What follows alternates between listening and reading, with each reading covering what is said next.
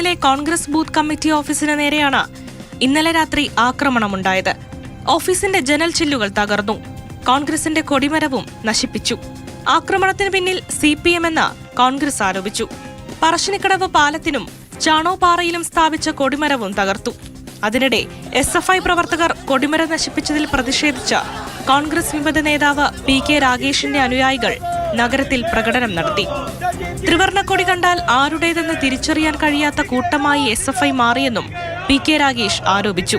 മൂവർണ്ണ colour കാണുമ്പോൾ അതിനെ ആക്രമിക്കും. അത് ആരുടേതാണെന്ന് പോലും തിരിച്ചറിയാൻ പറ്റാത്ത ഒരു സമൂഹം അല്ലെങ്കിൽ ഒരു കൂട്ടമായിരിക്കുന്നു SFI എന്നതാണ് മനസ്സിലാക്കുന്നത്.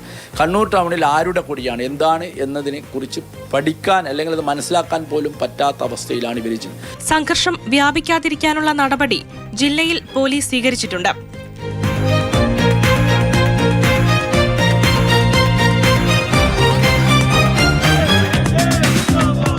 മാതൃഭൂമി ന്യൂസ്, കണ്ണൂർ.